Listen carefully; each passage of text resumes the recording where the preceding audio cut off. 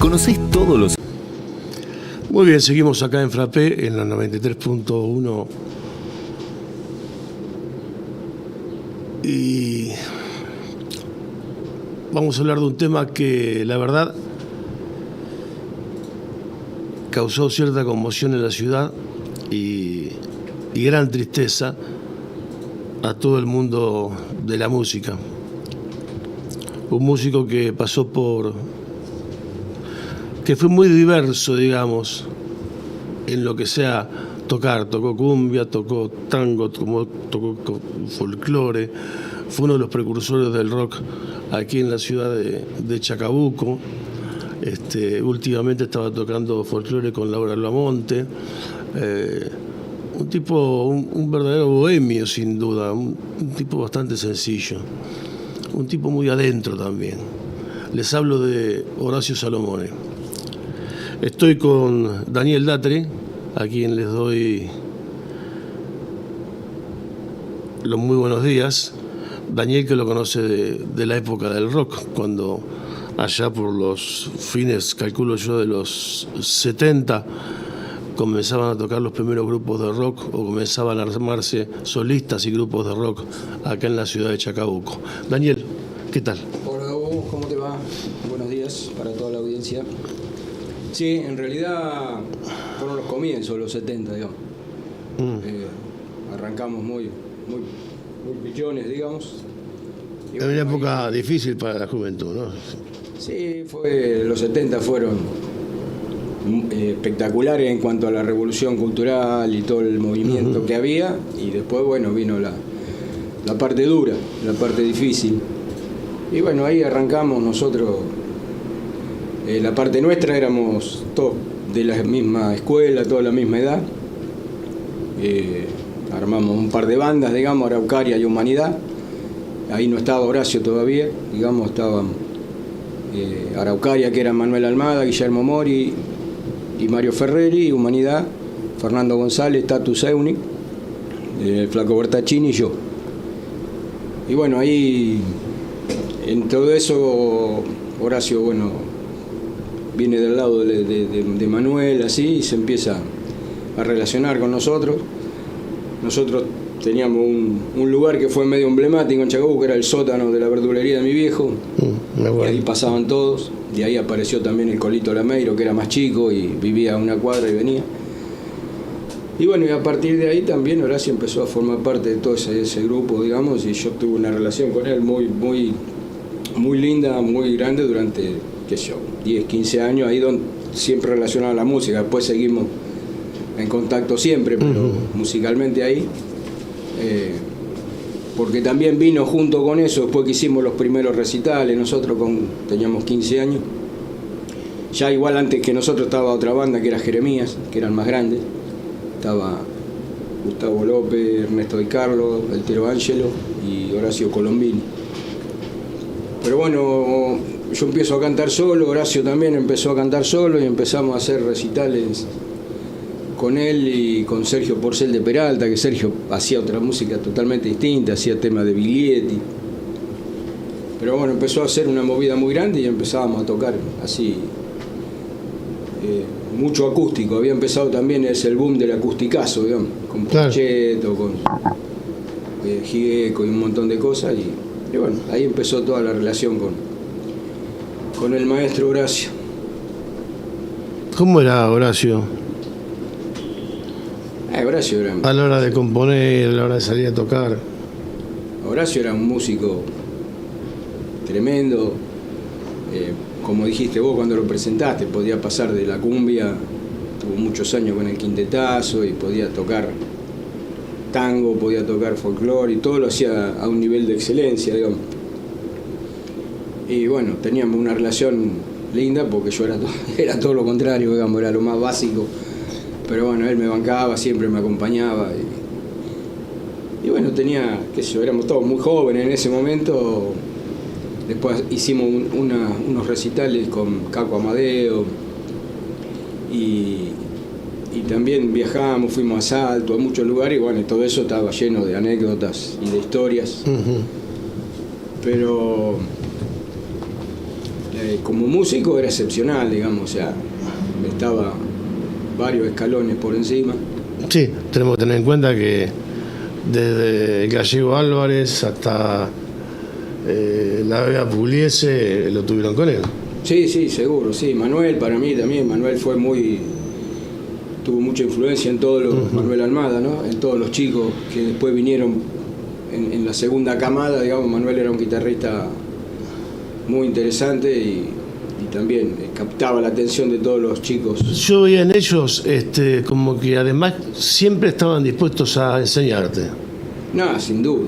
Por eso te digo, o sea, yo que era bastante vago, Horacio siempre estaba para lo que yo necesitaba. Después después de eso vinieron distintas etapas. Viene cuando vuelve Manuel de Mar del Plata, que hacemos un encuentro ahí en un boliche. Y era, bueno, ahí nos mezclábamos todos, yo tocaba solo, pero después me acompañaron Horacio, Manuel, estaba Ernesto Vicarlo, hicimos una movida interesantísima. ¿Ese fue el que vos cantaste, Muchacho del Taller de Oficina? Sí, exactamente. Claro. Esa fue la noche famosa de Muchachos del Taller de la Oficina, con el Colito Lameiro, la primera vez que formó parte de un recital con él. Yo hacía muy poquito que estaba acá. Los conocí. Y bueno, después simultáneamente Manuel y Horacio andaban mucho juntos, digamos, estaban siempre generando nuevas propuestas, y surge lo de la CAP, que también fue emblemático acá en Chacabuco. Abajo del Hotel Unión. Abajo del Hotel Unión, se entraba por la calle Reconquista, lo tenía Beto Gajate. Y bueno, lo generan Manuel y Horacio, los dos, los que preparan todo, organizan todo. Yo también ya estaba con los grupos de teatro, yo andaba mucho más con el teatro en ese momento. Tenía Pibelandia por un lado y hacía luces y sonido con Cacho, Barriento. Me invitaron y esa noche el debut tocó Atlántico, que estaba Horacio Gutiérrez en batería, Manuel, Horacio que hacía una guitarra acústica y Edmundo Salomón, el primo de Horacio, en bajo. Después toqué yo, después hicimos un dúo con Manuel, San Paco, y después tocó Epsilon, que era un grupo de Chivilcoy. Ahí empezó también una movida bastante zonal con esto de la CAP. Empezaron a venir muchos chicos de Junín. Previo a eso también había una movida cultural fuerte en todo lo que era revistas, poesía. Yo me acuerdo que vino una vez dos veces Adrián Iáñez, que hoy es un excelente músico de jazz. Sí, vinieron grupos importantes, también coincidió con cuando Claudio Donadío trae un equipamiento que era si me acuerdo, de primerísimo nivel, entonces bueno, nadie entendía cómo teníamos toda esa tecnología en Chacabuco. Así que fueron momentos intensos, muy lindos. Yo ahí me entusiasmo, quiero comprar una guitarra, y esta es una anécdota linda. Y yo le digo a Horacio, bueno, vení, digo, vamos hasta Buenos Aires. Y fuimos en colectivo, le pagaba el pasaje, todos los gastos. Así la probás vos, digo, hasta esta plata tengo. Y fuimos a Dayan y empezó a probar no sé cuántas guitarras y nos trajimos una Yamaha que tengo todavía, allá en el año 80. ¿La tenés? Sí, la tengo. Esa, morimos juntos, digamos. Y Horacio, estábamos regresando y se rompe el colectivo en Luján y ahí sacó la guitarra y hizo un mini show para el pasaje. Ya era, no sé si el 29 de diciembre, o sea, estábamos ya cerrando el año. No, para mí era un ser humano muy interesante, digamos, como decís vos, muy bohemio, por momentos, no sé si la palabra es cerrado o por ahí se perdía. Yo creo que también por ahí no logró mostrar para mí todo el potencial que tenía como músico, podía haber hecho mucho más de lo que alcanzó a hacer a lo mejor. Sí, tenía esas cosas también que aparecía, desaparecía, y un montón de propuestas. Yo te conté, incluso para ser guitarrista en Nito Mestre, que él decía, bueno, sí, después, y no, mira, mejor no. Y yo sé que tuvo muchas oportunidades como esa, que hoy podría estar muchísimo mejor. Incluso si, bueno, yo fui con él a CBS, yo tenía un tío en CBS, hasta podría haber emprendido una muy buena carrera solista. Sí, era buen cantante. Tenía todas las condiciones. Compositor, o sea, para mí era un músico. Lo que pasa es que a lo mejor de tenerlo continuamente uno al lado, por ahí no lo dimensionas tanto, pero después también hubo una etapa donde tuvo un trío con el Negro Velázquez, con Manano D'Aluisio, que era buenísimo, o sea, una música espectacular. Tuvo esos chispazos así, para mí,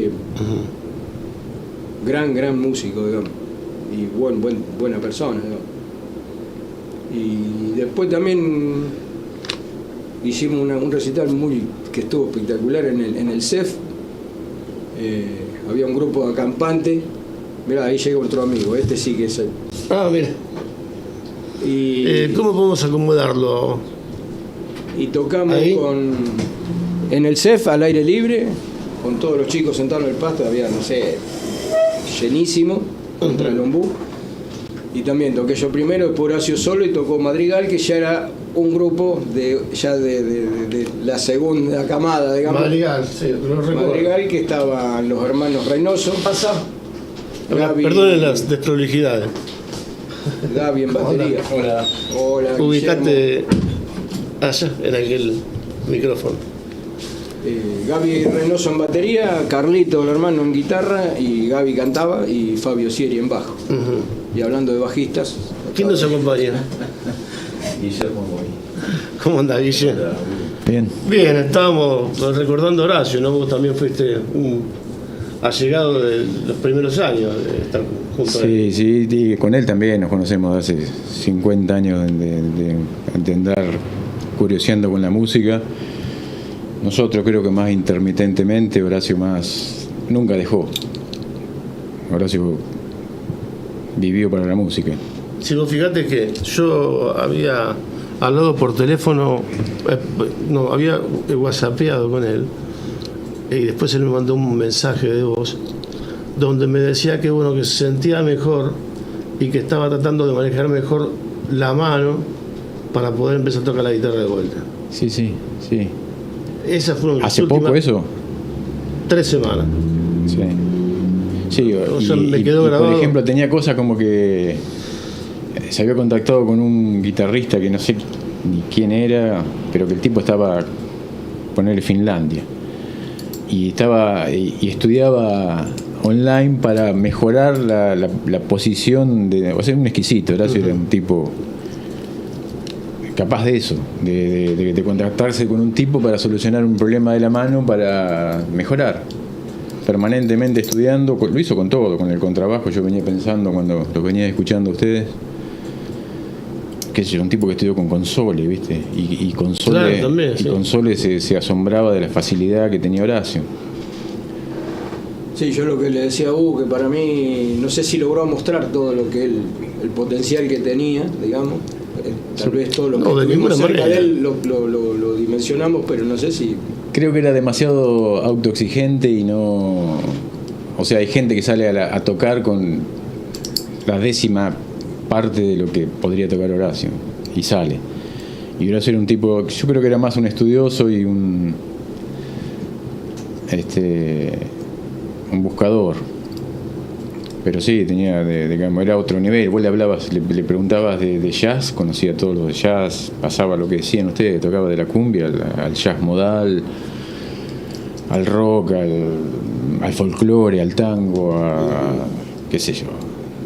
Le preguntabas de un tipo, y escuchar música con él era viste, el tipo estaba escuchando otra cosa, sabía lo que estaba pasando. Era un músico muy preparado, muy completo. Sí, yo no hace mucho tiempo, o sea, lo que sí él me dijo, porque Sergio Martín Regazo ahí en Junín estaba tratando de armar un libro sobre todo el comienzo del rock en nuestra zona, en Chacabuco, Junín, Chivicó, en la zona, y bueno, estuvimos también. Y Horacio medio se identificaba de todo esto que hacía, pero dice, pero somos del rock, decían. O sea, se identificaba como rockero en el fondo, digamos. Sí, pero también decía que el rock era una pavada, ¿viste? Últimamente decía que el rock era una pavada, que él estaba... Voy a contar una cosa que me pasó ahora. Yo lo fui a visitar unos días antes al hospital y estuvimos charlando, que yo me empezó a contar lo que le pasaba, digo, hablemos de otra cosa, me pusimos a hablar de música, y parecía como que había florecido, ¿viste? Hablábamos de música como si estuviésemos en la casa, como que tomó un entusiasmo, ¿viste? Claro. Hablando de música. Y en un momento, no sé qué, nos pusimos a hablar de Piazzolla, era muy fanático de Piazzolla. Y nos pusimos a hablar de Piazzolla, y yo le preguntaba una cosa que tenía una duda en el manejo del tiempo, ¿viste? Si Piazzolla era tan exacto, él me decía que no, ¿viste? Que no es un metrónomo, que variaban. Lo que pasa es que el quinteto era tan ajustado que él variaba y Claro. variaban todo, o sea, alargaban el tiempo de los compases, no eran matemáticos. Le pregunté eso y pues le digo, estoy escuchando un tema que es Oblivion de Piazzolla, y me parece que hay una parte hacen eso. Sí, seguro, qué sé yo qué, y lo puse, escuchamos juntos Oblivion en el hospital, ¿viste? Mirá el tipo, el conocimiento que tenía. Lo tocó al Di Meola después. Sí, Lo grabó. sí. Pero a mí no me gusta la versión, y a él tampoco le gustaba la versión de Di Meola. Pero le puso el tema y a los 3 compases me dice: eso es con la Sinfónica de Berlín.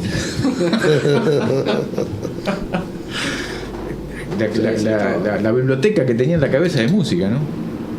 Para escuchar una cosa y decir ¡pum! Sí. Tremendo. Escuchamos, bueno, fue una buena despedida de alguna manera, porque escuchamos eso y después yo me fui, no lo vi más. Pero Y bueno, volviendo al rock y a los 70 y a los 80, pues ya fue en los 80, digamos, Triangular tenía eso, porque eran entre el Colo, que venía con toda la energía, él y Manuel, realmente Mirá, en otros tiempos creo que ese trío sonaban. hubiese trascendido.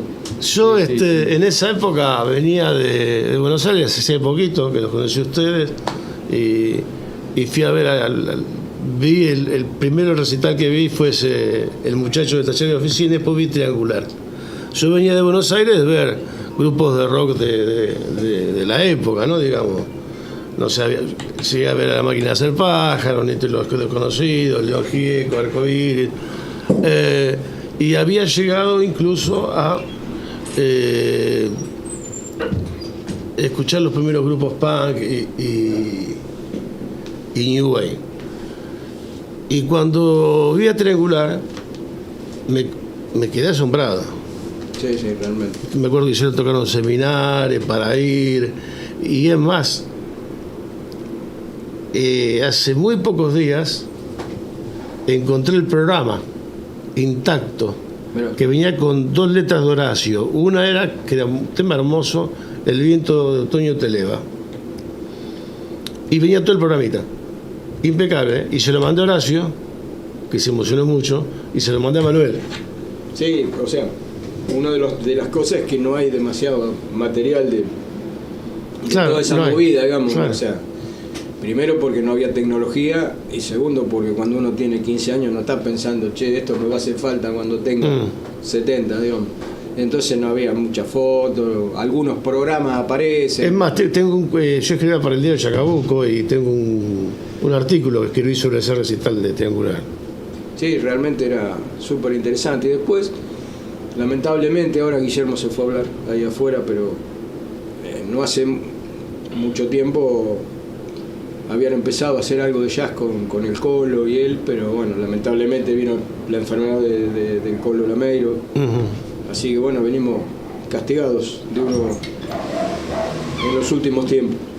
Pero sí, él tenía esa capacidad, digamos, podía tocar con quien sea, lo que sea. Sí, hablábamos recién justo saliste, ¿no? De lo que fue Triangular, con Almada y con sí. el Coro Lameiro, una banda. Sí, él decía que en esa época él estaba tocando con la Beba Pugliese, Claro. con trabajo. Y decía que le erró, porque se vino a Chacabuco a tocar rock con Triangular. Pero bueno, ahora se tenía un poco esas. Llegaba hasta parecía que le faltaba un paso y por ahí no lo daba, ¿viste? Decía, Sí. sea, Sí, es como que triangular tenía- estaba ahí de llegar al objetivo y cuando estaba ahí, el último escalón Sí, se bajaba. sí, tal cual, sí, sí. Sí, sí han preparado, yo me acuerdo Manuel, creo que contaban, no sé si era con triangular o qué, que habían preparado cosas, ensayar y capaz que una semana antes por ahí decía, se le cruzaban los Sí, bueno, sí, cuando le cruzaban los patos y decía no toco. nosotros esa noche del recital en Venus, ahí del muchacho Sí. que en la oficina, eso, la noche anterior, entre el Colo y Ernesto de Carlos, lo convencimos porque casi que no aparece al otro día, digamos. Pero bueno, Sí. A mí me pasó. Era un combo, era todo junto, digamos. Sí, era sí. era A mí me todo el pasó talento, todo el algo- conocimiento y por ahí tendría sus razones, ¿no? Sí. Seguramente él a lo mejor no estaría convencido, le faltaría algo que él. pero Es respetable también, porque si no súper tenía ganas de respetable, tocar. aparte pudo pasar tanto tiempo y era encontrarse, era como, o sea, yo no seguí en la actividad, Claro. nada, salvo ahora que había empezado a hacer algunas cosas con Fernando de percusión y que él me cargaba un poco, justo él también había salido como decías vos, a tocar con Laura Blamonte, y yo a veces lo acompañaba a Fernando con Silvana. Y siempre, pero no intercambiamos mensajes, así, yo tampoco tenía, porque al no tener ninguna actividad musical, Claro. sí acá Guillermo sí, porque él dice que fue intermitente, pero él tocó, casi que no paró nunca tampoco. Claro. Yo tengo una anécdota en un momento hicimos un grupo pop, ensayábamos ahí en lo de Almada. Sí, vos cantabas. ¿Eh? Cantabas vos. Sí. Y estaba Diego Almada, estaba Admiral, Horacio y Ricky Cisacia. Bueno, la cuestión es que yo a Horacio lo había llevado a Buenos Aires, lo llevé a CBS, que trabajaba un tío mío, y lo llevé a la Casa de los Redondos incluso. Y en CBS mi tío me presenta a Horacio Martínez, no sé si le suena el nombre. A mí no. Horacio Martínez fue el que empezó con Morris, con el primer manager argentino de rock, el Gordo Martínez. Bueno, dice, ¿por qué no se graban algo? ¿Viste? Dice, yo los veo a ustedes que tienen, viste cómo son los productores de rock, ¿no? Yo veo que ustedes tienen cara de tener carisma. Bueno, y surgió de ser un grupo pop. La cuestión es que compusimos 2 temas con Horacio y lo grabamos con la consola de Radio Chacabuco. Yo hacía de técnico, pero fui grabando por partes, porque eran 4 canales nada más. Grabé el bajo y la batería, la guitarra y después iba el saxo y la voz. Y era una mezcla de Abuelos de la Nada y Virus. No había salido Soda todavía. Y sonaba bien, así como estaba grabado, sonaba bien. Lo llevé a Sony y me dijeron, el Gordo lo vio y dice, vamos para adelante, dice, pero vas a tocar con otros músicos. Después que yo haga de tu banda, como ellos tu banda, incluso aparecen en la tapa si hacemos un disco, pero ellos no tocan en el disco. Lo grabamos con otros. Sí. Claro, entonces yo le dije, mira, Horacio, la historia es así, no hay drama, está todo bien, aparte vos vas a figurar en las autorías, vas a acordar de estar ahí. Se fue, medio, viste, vino el otro día y me dijo, No hago nada. no hago nada. Y estuvimos como 15 años sin hablarnos, más o menos. Pues. Sí, estaba pensando, mientras vos me contabas, me estaba acordando de, no sé por qué, pero me acordé, porque de verdad tenía eso, tocaba con nosotros y por ahí podía tocar con... En un momento él grabaron cosas con el Gallego Álvarez y con Sole. Claro. Yo no sé qué tocaría él ahí, la guitarra capaz. Y puede Porque ser, sí, como yo, con Sole tocaría el contrabajo, cuando el Gallego... Álvarez hizo los primeros viajes a Japón, ya con Pugliese y eso, y que había hecho como un estudio de grabación ahí en la calle Maipú, y yo la conocí por ir con él, me llevó Horacio un día, un sábado fuimos, porque él no sé qué tenía que hacer con el Gallego ahí, Sí, podía ser. Sí, estaba en contacto con... Tal cual. No tenía... Pero bueno, él hizo... A lo mejor es como dice Guillermo, era un estudioso, un perfeccionista y bueno, murió en la de él, diría. Pero yo creo que no alcanzó a mostrar, mucha gente por ahí no lo llegó a dimensionar, la capacidad. Sí, la música de él quedó en el aire al final. Sí, sí, tenía cosas grabadas en una computadora que no sé qué destino tendrán. Tenía algunas cosas, porque él un tiempo atrás se dedicaba a tocar el piano. Y ahí sé que grabó algunas cosas, porque me las mostró, que tienen que estar ahí en la computadora de él. Eran como qué sé yo, caseras, ¿no? Grabaciones. Pues la guitarra la había dejado un tiempo. Él había dejado la guitarra y empezó a tocar el piano, tocaba muy bien. Nos juntábamos a tocar piano y bajo. Tocábamos jazz modal, que a él le gustaba, desde la onda de Miles Davis, ese tipo de música, que tiene una introducción, después toda una improvisación y después cierra con la introducción original. Eso él decía que era lo mejor de la música, decía. Y eso habían empezado con el Colo también. Y después en un momento se sumó el Colo, hicimos un par de ensayos en los tres. Después el Colo empezó a andar mal de salud y se nos pinchó el baterista. Pero por eso tocaba muy bien el piano también. Y me dijo una cosa que me dice, yo con este instrumento, dice, capaz que vuelvo a componer de nuevo, me dijo. Ahora, ¿qué cosa? Y después lo dejó el piano y retomó la guitarra. Estaba preparando tenía un repertorio, se iba a presentar este año, a mediados de año.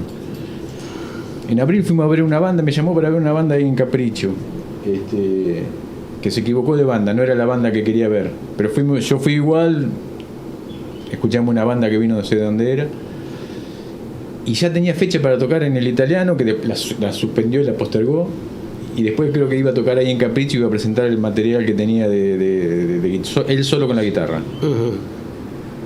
Bueno, no lo pudo presentar, pero seguramente sería una cosa... Ahora, ¿qué cosa que no quedó nada grabado de él? Y debe haber, no sé. Hay una grabación hay una grabación de Humus. Está en un cassette, que no sé quién la puede tener. Pero sí, Humus es el 5% de lo que hizo. Que la verdad, Humus, una banda de... Sí. Después... Yo supongo que en la computadora esa debe haber un material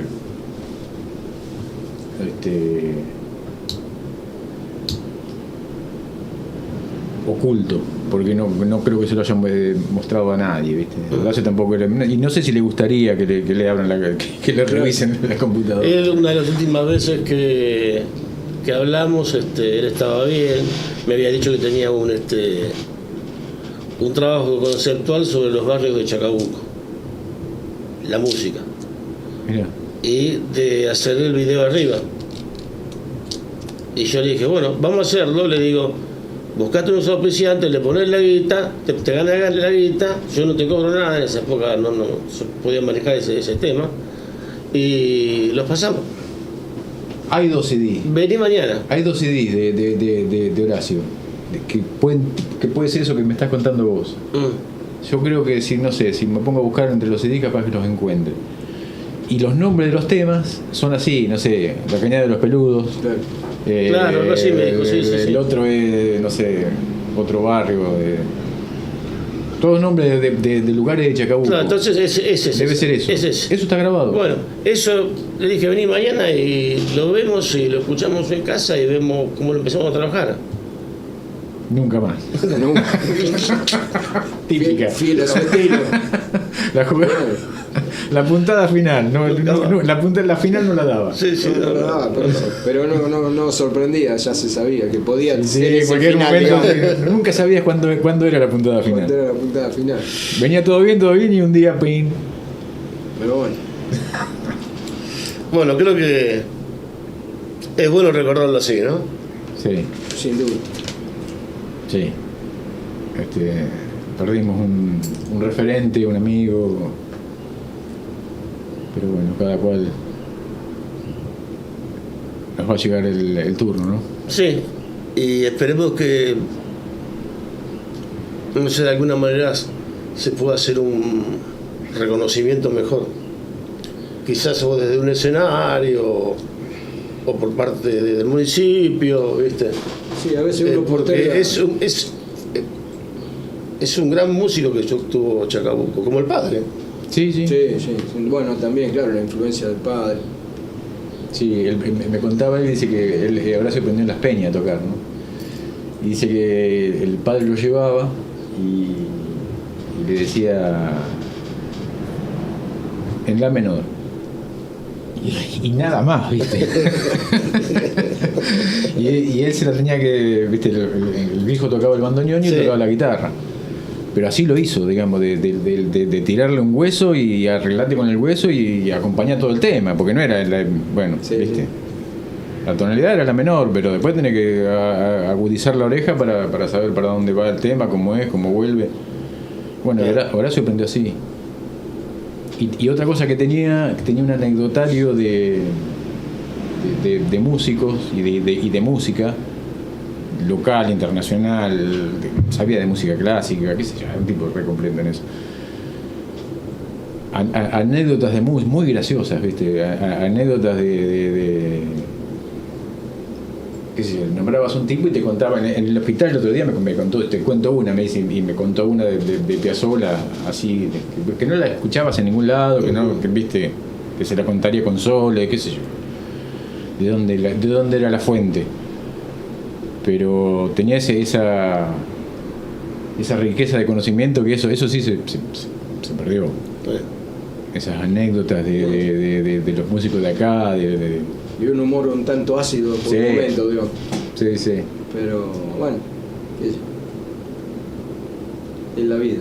El Colo Lameiro se murió queriendo juntar a todos los viejos de los 70 y 80, digamos, los de Junín, los de acá. Y a veces uno, no sé, en la locura diaria dice, bueno, ya lo vemos, después organizamos y bueno, y después ya. Y con el Colo fue que nos reunimos nosotros tres también, ¿no? Nosotros tres y el Colo. Sí, Colo, claro. Sí. Sí. Bueno, el Colo, y ahí eran los comienzos de sus complicaciones de salud, digamos. En esa fecha. Creo que en esa vereda, Cuando salimos- esa noche nos confesó Sí, un problema. cuando salimos de tu casa nos contó que tenía un problema de salud. Y bueno, y lamentablemente, Claro. en vez de juntarnos para tocar, que él quería decir, bueno, vamos a hacer algo para recordar eso, nos terminamos juntando y reencontrándonos con muchos músicos Junín en el velorio de él, digamos. Entonces a veces uno, hay cosas que debería replantearse, de decir, bueno, dediquémosle un tiempo Sí. hasta para comer un asado, no digo hacer un mega recital, sino Sí, sí, sí. algo íntimo. Sí. Pero bueno, pasa. El Colo, incluso cuando yo estuve internado más de un año, me contaba a mi mujer que un día iba por la municipalidad y le se apareció un hombre, pelo largo, colorado, dice un señor, dice, Huguito está mal, ¿dónde está? Que lo quiero ir a ver, ¿viste? No entendía nada, ¿viste? Sí. Otro personaje también musical total, ¿no? El Colo también fue un tipo, Era bárbaro. sí, de la música era el centro de la vida de ellos. De la ¿no? vida. En fin, Pero bueno, lo importante es, bueno, poder recordarlo, como decís vos, a veces, qué sé yo, uno lo tiene como algo tan grande, a Horacio, digamos, como va pasado, qué sé yo, con el Negro Velázquez, Sí.